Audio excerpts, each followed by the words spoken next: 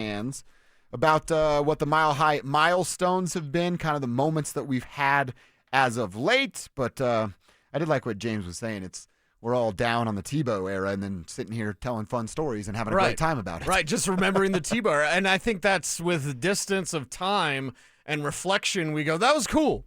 Peyton Manning was cooler, and it was better, and it was championship-level football. But just that moment, I remember I had a Tebow Time sticker on my laptop that John Clayton, R.I.P., would give me so much crap for because he was like, Tebow, he sucks. I'm like, I know, but that's awesome.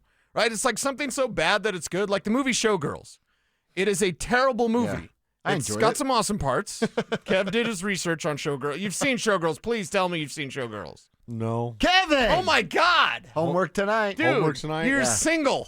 You should watch Showgirls. Do I need to do a lot of film study? Yes. Like yes. rewind. I used to love Doggy Chow. Right. Like, but it's so bad, it then becomes good because it's a ridiculous movie. So Tebow, so bad, but it actually became good. So, yes, I just compared Tim Tebow to Elizabeth Berkley. I like that. Yeah. Without the lap dances. Yeah. That's right. Yeah, Team Elizabeth on that side of it then. That's a really weird connection, y'all. Not gonna lie. Hey, he's But the you guy get on that's the show, yelling in Drew. the street. Is this anybody's rail? You're talking about weird? The weirdest thing said today is what Dover did stealing that skateboard equipment. I don't know. The weirdest thing might have been said that Kevin's never seen Showgirls. That's pretty strange. Kevin, too, yeah. I know. Come on. I'm going to call it a come-up more than a steal. But, like, I don't want to say like Tebow. Do we like the Tebow era? I mean, I think now that it's today, over. Tribe, chime in, 303-713-1043. Like, Tribe, you got to let us know. You like Tebow now, I mean, right? he was like the most polarizing. You either were with or you're like, this guy's going to ruin this franchise. But it was only like a year. Yeah. And it was fun, and they won the playoff game. In that moment, there's no cheering in the press box. Everyone cheered in the press box. And when DT takes that thing, everybody cheers. Stand up, raise up. People didn't even know the overtime rules because I think it had just changed that year. So it's like if you score a touchdown, then it's over. And so people are like, we won. No, wait, we won. No, we won. DT wasn't even celebrating. Exactly. He slowed down by the time he got to the tunnel. Yeah. And then just turned around like, that was cool, right, guys? Let's get some stops on the defensive side. And it's great because I think he had a drop. Kev, you'll remember the play better. But, like, I think DT had, like, a drop or something, and then Tim goes over to the sidelines. And I talked to all the players. That's why Russell Wilson puffed up to me at the Senior Bowl, because I would talk to players, be like, you want to play with Tebow? And guys would be like, yeah, man, because it was magic. It was insane. Yeah. It was crazy. But he goes over to DT, and he's like, and there's NFL Films footage of this, and he puts his arm around him, he's like, it's okay, man, pick it up. You're going to make the next big play. Oh, and that's that was right. the 80-yard touchdown. That's right. In overtime to win a wild card game against the Pittsburgh Steelers. That was an incredible moment. So, like, it was just so many things had to happen for them to be in that position to win a playoff game. And it was incredible. So I think we can look back on it fondly. Maybe I'm crazy. Maybe I'm romantic, right?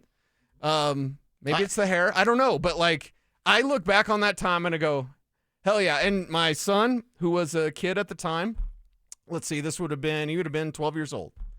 You know what he was doing? I bet you love Tebow. He was rocking a Tebow jersey. Yeah. And, when he got to high school and Dalton Keene and him were freshman quarterbacks, Oh, nice. he was the Tebow. Okay. So Dalton was the quarterback of the freshman team, and then Dalton was a third-round pick by the Patriots, and Liam was the Tebow. He was the guy to come in and run you over, goal line type stuff. A lot of people, just a quick gauge from the Tribe on the text line, they're remembering it in a positive light. Texter from the 303-943. Colorado native, lifelong Denver Bronco fan. I've had 3 jerseys in my entire life. Shannon Sharp, Von Miller, Tim Tebow. And that's the same thing. Hated Tebow as a Gator. Loved him as a Bronco. Okay. Thankful for that time. That's, here's one. Nope, Tebow was horrible. That's our guy Creaky.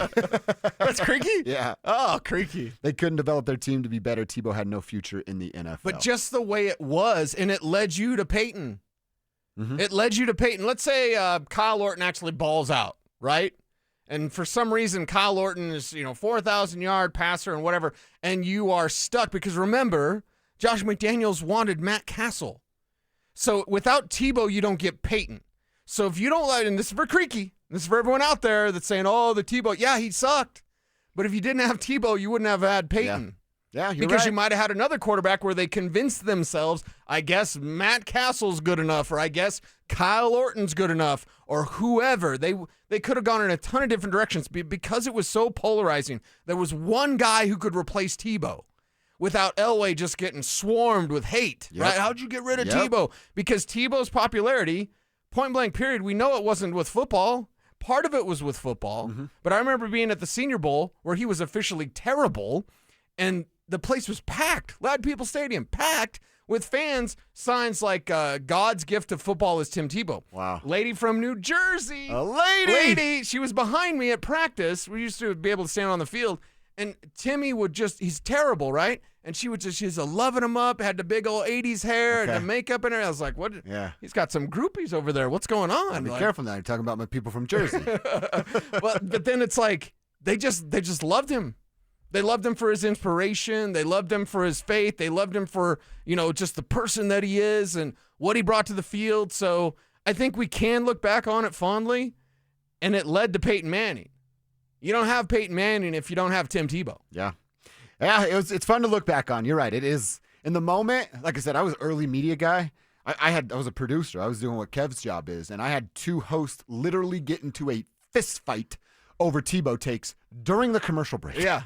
And I was like, is this what this is about? Because I'm in, Yeah. I'm down to fist fight somebody. Me and Spivak were on the old ESPN Denver, and Les Shapiro, God rest his soul, Les could not stand Tim Tebow because, of course, he's close with John. And John probably sitting around always, a couple of cold pops, drinking some of that whiskey. Kev, you need some of that cowboy medicine, girl. But, Les and I would go back and forth. Spivak, you remember that. I remember I was the fondly, Tebow guy, and Les was he sucks. I'm like, I know, but... Yeah. This is fun. And Spivak was trying to... You try to talk sense to me for 15 years now. It doesn't work. It never will work. No, but no, literally, I was just telling you, in my ear, that was the worst year ever because anybody with eyes knew that he sucked. He was so bad. But it was I felt like John Elway in that the whole year where he's just looking like, how in the world is this happening? Like, what is going on? He's such a bad quarterback. And yet we all just were enthralled. And you knew they were going to somehow find a way to win a game with under 3 minutes left when they had absolutely no business winning said football game. Oh, God, that was awful. I think one of the worst football games I've ever watched in my life is Broncos-Chiefs, Tebow Orton. I mean, that set the game back 50 years, those two guys in that football game. Yeah. It was unbelievable. And then we look back at it like, wow, what, did he complete 2 passes and won a football game? It was like the Dolphins game, too. Yeah. Dolphins game. I'll never forget the ball to Daniel Fells was the worst throw I've ever seen made by an NFL quarterback, still to this day. It was a kickoff, and it came from his arm. I know. It was awful. And I still remember that throw in training camp. Remember when the little duck that fell 5 yards after he threw it? I mean, just unbelievable. All right, little trip down memory lane. It's moment number 2, Tebow Mania in our Mile High milestones. All right, we didn't get to an update on the Avalanche, but we'll do that when we check our X coming up next. The NFL Draft is right